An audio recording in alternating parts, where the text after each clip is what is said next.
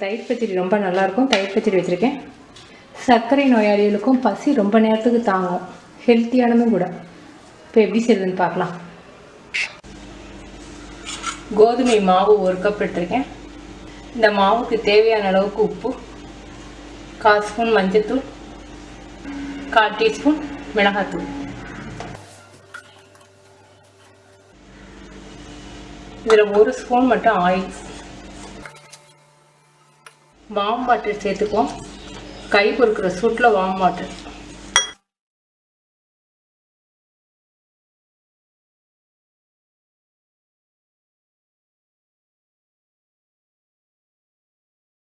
இந்த மாவு ட்ரை ஆகாமல் இருக்கிறதுக்காக ஒரு 1/4 டீஸ்பூன் மட்டும் ஆயில் கையில் தொட்டு பிசைஞ்சு வச்சுக்கோங்க. நம்ம மசாலா பண்ணுற வரைக்கும், உள்ளே வைக்க ஸ்டஃப்புக்கு மசாலா பண்ணுற வரைக்கும் இந்த மாவு கொஞ்சம் ஊறட்டும்.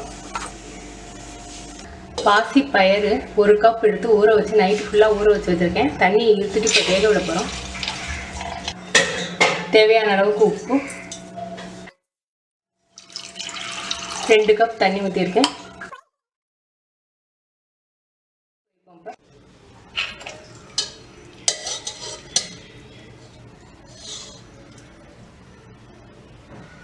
நல்லா வெந்துருச்சு. 2 விசிலுக்கு வச்சோம்.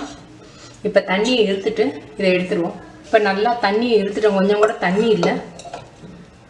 இதை நல்லா மசிச்சிருவோம். இப்போ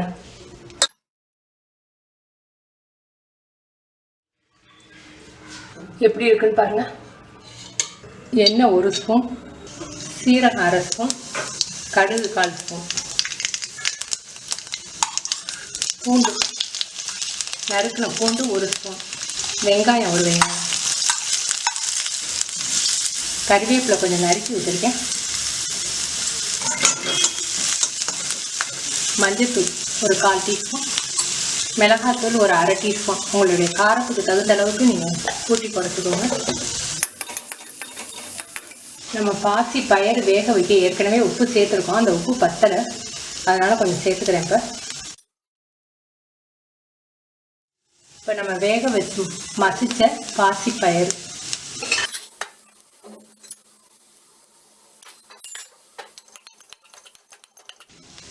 ஒரு ஸ்பூன் மட்டும் தண்ணி சேர்த்துக்குவோம்.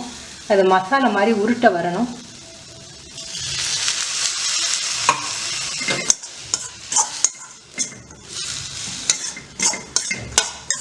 மசாலா ரெடி.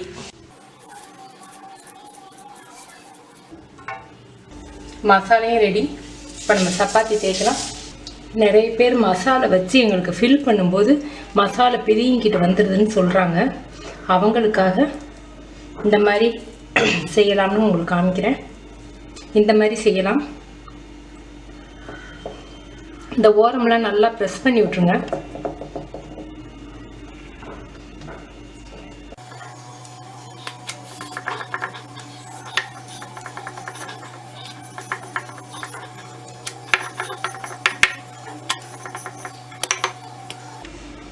ரெடி. இதில் வந்து கொஞ்சம் மல்லித்தலை சேர்த்துக்கலாம். மல்லித்தலையும் வெள்ளையும்.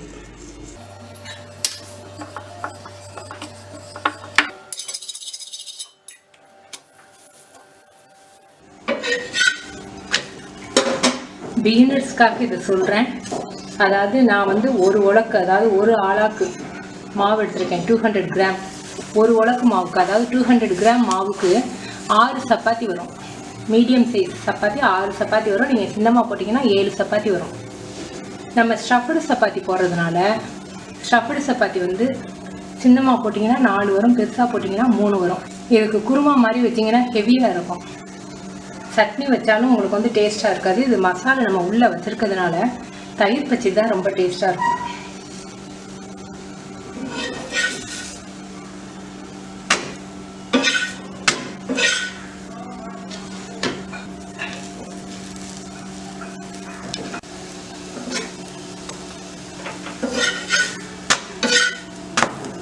நீங்கள் செஞ்சு பார்த்து உங்கள் கமெண்ட்ஸ் எனக்கு சொல்லுங்கள். தேங்க்யூ.